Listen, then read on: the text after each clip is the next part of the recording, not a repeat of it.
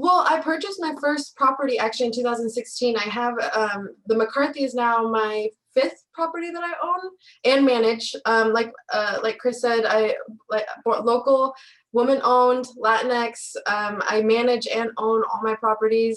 Obviously, have help with my maintenance techs and couldn't survive without them. But like I said, purchased that first property in 2016, and then every year I've just noticed I'm starting to grow and grow. So the McCarthy was a big one, very big one for my portfolio, and very different. I will say, very different experience. Whole different ball game, I should say. And my realtor, he told me it was off market. I think right. Yeah. It was off market. He showed it to me with Chris Anzalo, and we just went there and put an offer in, and actually they were really impressed with our offer, and they also asked for a letter stating, you know, why I want to buy the McCarthy and all that stuff. And I think it helped that I own properties right next to it. I was local. I knew the area, and I think they're a little bit more impressed than more of the outside people coming in, like Seattle people, California people. Instead of them buying it, they were really impressed with us. So, Alexis, the seller of this property is out of state, and our understanding from the realtors involved with, they were wanting to sell because the property is smaller for them, and most of their other holdings are larger, but they're in other states that are more favorable, and they wanted to sell this and move into other states where the laws were more favorable than they are here in Washington State and City of Tacoma for housing providers to try and do their jobs. So I thought that was interesting for Rebecca to learn that, because it's what I've seen in my experience in property management and real estate.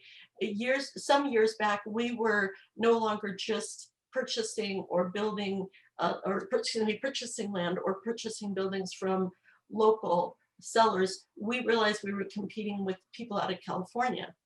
And when you had an increase of competition for purchasing from out of state, in particular out of California, what we saw was they would pay higher prices. So naturally the rents are higher because now the mortgage is higher than what the current housing provider's mortgage was.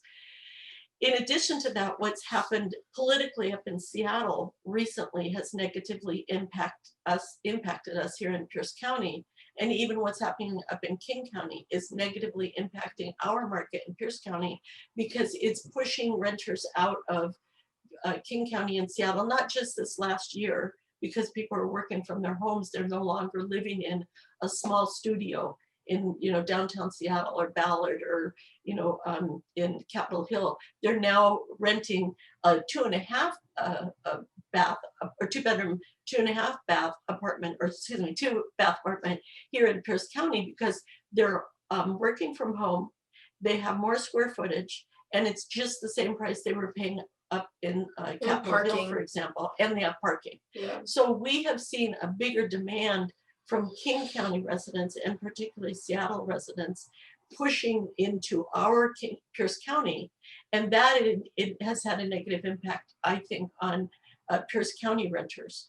And I always say, if you don't believe me, just go sit up in the parking lot at Wild Waves by the way station there and count the cars that are driving north every morning and coming south every afternoon. We are housing the King County's workers. And I know that's something that City of Tacoma businesses, we talk about that. We want our Pierce County and City of Tacoma renters spending their money where they earn it. Because if you think about what they're doing up in King County, they're buying coffee, they're getting their dry cleaning done, they're getting their car service, running all those errands that you do before and after work and during lunch. And not so much now, again, because of the pandemic, but it's still business opportunity lost for us here in Pierce County. So it's not just the renters and the housing providers that are seeing it, but it's all the businesses that support those folks in their workday. And we've seen that for a long time, but it's been even worse the last 2-3 years.